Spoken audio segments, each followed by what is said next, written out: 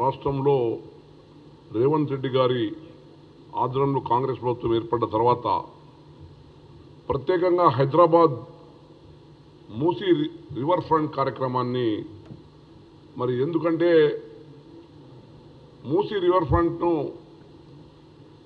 మరి మొన్న అహ్మదాబాద్ వెళ్ళడం జరిగింది. మేము కాంగ్రెస్ వాళ్ళం అందరం మేము గతంలో 20 సంవత్సరాల కింద అప్పుడు అహ్మదాబాద్ వెళ్తే సేమ్ మన ఇప్పుడు మూసి ఉన్న పరిస్థితే అక్కడ సాబర్మతి రివర్దు ఉండే. కానీ స్వయం మోదీ గారే మరి ఆయన నాయకత్వంలోనే అక్కడ నర్మదా మూసీ రివర్ ఫ్రంట్ను బ్రహ్మాండంగా తీర్చిదిద్ది ఒక బ్యూటిఫికేషన్ ఒక అందం వచ్చింది. అక్కడ కొన్ని వేల నేను అడిగాను కొందరు వెళ్ళి అవన్నీ ఇక్కడ స్లమ్స్ ఉండే సార్, ఇక్కడ అంతా స్లమ్స్ ఉండే, వాళ్ళకు రిహాబిలిటేషన్ ఏర్పాటు చేసి మరి ఆ కార్యక్రమం చెప్పడం జరిగిందండి. మరి సేమ్ మా ముఖ్యమంత్రి గారు కూడా కాంగ్రెస్ ప్రభుత్వం మరి హైదరాబాద్కు ఒక కళ తేవాలా, ఒక మంచి టాప్ టూరిజం ప్లేస్గా తేవాలా, మరి స్వచ్ఛమైన నీటిని మరి గండిపేట నుంచి మరి అక్కడ మూసి రైతులకు మరి అక్కడంతా పొల్యూషన్ ఏర్పడి వాళ్ళ పొలాలు లక్షల ఎకరాలు ఇదైపోతూ ఉన్నారు, పొల్యూట్ అవుతున్నాయి. ఒక మంచి ఉద్దేశంతో కార్యక్రమం మొదలు పెడితే ఇక్కడ ఉన్న బీఆర్ఎస్ నాయకులే కానివ్వండి, మరి బీజేపీ నాయకులు మరి పెద్ద అల్లరి చేసి మనం చూసినారు. అంత ఇదేం చేస్తున్నారు, ఏం కథ, అంత ఇండ్లన్నీ బీదోలే పోతున్నాయి అది ఇది అని చెప్పడం జరిగింది. మరి అయ్యా బీజేపీ నాయకులకు విజ్ఞప్తి చేస్తాను, మీరు ఇల్లు ఎక్కడ అహ్మదాబాద్ చూడండి, చూడలేదా, పోతే చూసి రండి. మరి మీరు కూడా మరి మా రేవంత్ రెడ్డి గారు ఏ విధంగా మేమంతా ఎంపీలము నెంబర్ ఆఫ్ టైమ్స్ వెళ్ళినాం, జలశక్తి మినిస్టర్ వెళ్ళి మాకు ఇన్ని కోట్లు అవసరం ఉంది, మా మూసీ రివర్ ఫ్రంట్కు కావాలని చెప్పడం జరిగింది, డిపిఆర్ సబ్మిట్ చేయడం జరిగింది. కానీ మీరు కూడా మీ తరఫున సగం మంది ఎంపీలు ఈరోజు తెలంగాణలో బీజేపీ ఎంపీలుగా ప్రజలు ఎన్నుకున్నారు. మేము 8 మంది ఎంపీలం ఉన్నాము. మన ప్రభుత్వం ఉన్నప్పుడు సహకరించి మీ ప్రయత్నం కూడా మీరు చేయాల్సిందిగా వారికి విజ్ఞప్తి చేస్తా ఉన్నాం, రాజకీయాలు అతీతంగా. ఇప్పుడు మొన్న కూడా హైదరాబాద్ సెంట్రల్ యూనివర్సిటీ విషయంలో మరి అక్కడ కూడా పరిస్థితి Supreme Court of India judgment ఇచ్చిన తర్వాత కూడా ఇది ఫారెస్ట్ ల్యాండ్ అని, ఎన్విరాన్మెంటల్ ప్రాబ్లమ్ అని లేనిపోని ఇద్దరు కూడా అక్కడ బీజేపీ కానీ మరి బీఆర్ఎస్ కానీ అంటే ప్రతి చిన్న విషయాన్ని కూడా రాజకీయం చేసుకుంటూ అభివృద్ధి అడ్డుకుంటున్నాం. ఇది మంచి పద్ధతి కాదు. రోజు మనం చూస్తూ ఉంటాం బీఆర్ఎస్ వాళ్ళు నలుగురు, కేటీఆర్, హరీష్ రావు, కవిత, ఇక రోజు ముగ్గురు మూడుదికి మాట్లాడుతుంటారు. ఇక్కడ కూడా మా బీజేపీ నాయకులు కూడా వారు కూడా సహకరించాలి. ఇప్పుడు యూనివర్సిటీ ల్యాండ్ యూనివర్సిటీకి ఉంది లేదని కాదు, క్లియర్గా Supreme Court of India judgment ఉన్న తర్వాత అది ఫారెస్ట్ ల్యాండ్ కాదు, ఎన్విరాన్మెంట్ ప్రాబ్లం లేదు, దానికి అన్ని క్రియేట్ చేసి రాజకీయాలు చేసి మళ్ళీ సుప్రీంకోర్టుకి వెళ్ళి వన్యప్రాణులని సృష్టించి సుప్రీంకోర్టు కూడా మిస్లీడింగ్ చేస్తూ ఉన్నారు.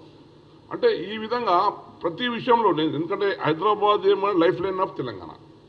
హైదరాబాద్కు ఉద్యోగాలు వస్తున్నాయి, ఐటీ ఉద్యోగాలు, కొన్ని వేల మంది లక్షలకు ఉద్యోగాలు వస్తున్నాయి, తెలంగాణ భవిష్యత్తు ఉంటుంది.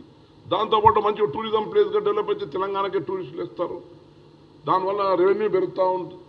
అంటే ఈ విషయంలో ప్రతి దాంట్లో కూడా మరి రాజకీయాలు ఎక్కువైంది, అభివృద్ధికి అడ్డుకోవడం ఎక్కువైపోయింది. ఇది మంచి పద్ధతి కాదు. ఇప్పుడు మా మల్లు రవీణ గారు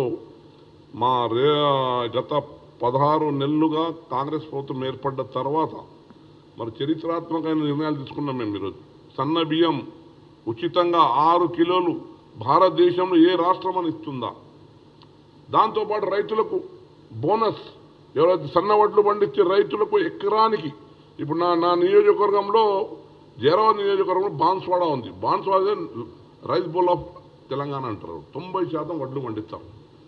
అక్కడ ఒక్కొక్క రైతుకు సన్న వడ్లు పండిస్తే 15,500 బోనస్ ఇస్తూ ఉన్నాం. అంటే ఎకరానికి 15,000 రూపాయలు లాభం అవుతుంది రైతు. They are happy. అంటే ఇక్కడ మేము రైతులకు లాభం చేస్తున్నాము, సేమ్ టైం ఏదైతే సన్న బియ్యం కావాలని 3 కోట్ల పైన జనాభాకు సన్న బియ్యం ఇచ్చే కార్యక్రమం చేస్తున్నాం. అంటే ఇక రైతు సంక్షేమం చూస్తున్నాము, ఇక్కడ ప్రజల సంక్షేమం చూస్తున్నాము. అంటే ఈ విధంగా ఒక మంచి కార్యక్రమం చేస్తున్నప్పుడు కూడా మీరు సహించక అన్ని విధాలుగా అడ్డంకులు సృష్టించి ఈ ప్రభుత్వానికి ఏదైనా అప్పులు రాకుండా మీరైతే 17,000 కోట్లు మిగులు బడ్జెట్ ఇచ్చిన మీకు చేతిలో మాకు 8 లక్షల కోట్లు అప్పు చిప్పబెట్టిండ్రు. అయ్యా ఇంకా ఉన్నాయంటే 48,000 కోట్ల బిల్స్ పెండింగ్ ఉన్నాయి. ఇప్పుడు బిల్స్ పెండింగ్ అన్ని కాంట్రాక్టర్లు ఎవరు? కాంగ్రెస్తో చేసిన కాంట్రాక్టర్స్ కాదు. 48,000 కోట్లు ఏదైతే బిల్స్ పెండింగ్ ఉన్నాయో అవి టీఆర్ఎస్ వాళ్ళు ఇష్టం ఉన్నట్లు వాళ్ళు ప్రొసీడింగ్ తీసి ఎన్నికల ముందు పన్ను జియోస్ ఇష్యూ చేసి అవి పాప చేసిన కాంట్రాక్టర్ నమ్మినారు. వాళ్ళు నమ్మి పని చేసి ఇప్పుడు వాళ్ళకి ఇబ్బంది చేస్తూ ఉన్నది. ఇబ్బంది క్రియేట్ చేసింది ఎవరు? అప్పుడున్న బీఆర్ఎస్ ప్రభుత్వమే. మరి ఈ విధంగా సంక్షేమంతో పాటు అభివృద్ధి కూడా ఈరోజు మా ప్రభుత్వం ప్రయత్నం చేస్తూ ఉంది. అందరూ కూడా సహకరించాలి. ఈరోజు మా మీనాక్షి నటరాజన్ గారికి మేము అందరం పార్లమెంట్ సభ్యులం అదే విజ్ఞప్తి చేసినాం. మేడం, రేవంత్ రెడ్డి గారి ఆధ్వర్యంలో మా అన్ని రంగాల్లో ఇరిగేషన్ రంగంలో కానీ మిగతా ఇన్ఫ్రాస్ట్రక్చర్ డెవలప్మెంట్లో కూడా ఎన్ని ఇబ్బందులున్నా అధిగమించి మనం కొత్త కార్యక్రమాలు చేస్తున్నాం. ఇప్పుడు రాజీవ్ వికాస్ యోజన పథకం ఇప్పుడు అన్ఎంప్లాయిడ్ యూత్కు 6 లక్షల మందికి కనీసం 6,000 కోట్లతో మేము ఈరోజు మరి 50,000 నుంచి కనీసం 5 లక్షల వరకు రుణాలు ఇచ్చి వారికి నిరుద్యోగులకు ఒక ఉపాధి కల్పించే అవకాశం కల్పిస్తున్నాం. 65,000 ఉద్యోగాలు ఇచ్చినాం. మరి ఇప్పుడు ఎస్సీ ఎస్టీ బ్యాక్లాగ్స్ ఎక్కున్నాయో మళ్ళీ బ్యాక్లాగ్స్ కూడా మళ్ళీ ఓపెన్ అవుతున్నాయి. మళ్ళీ కొన్ని వేల ఉద్యోగాలు ఈరోజు మన మన మన ప్రభుత్వానికి మరి 65,000 ఉద్యోగాలు కాకుండా ఇంకా కొన్ని వేల ఉద్యోగాలు మళ్ళీ వచ్చే అవకాశాలు ఉన్నాయి ఎస్సీ ఎస్టీ సబ్ ప్లాన్ ద్వారా మనకి చట్టం రావడం వలన. మరి ఈ విధంగా ఒక మంచి కార్యక్రమం చేసేటప్పుడు అడ్డుపడకూడదు. మరి ఆ వివరాలన్నీ కూడా మా హైకమాండ్ మా ఇన్ఛార్జ్ మీనాక్షి నటరాజన్ గారికి మేమందరం ఎంపికలు చెప్పడం జరిగింది. తప్పకుండా మేము చేసే కార్యక్రమాలు కూడా తెలియాలా.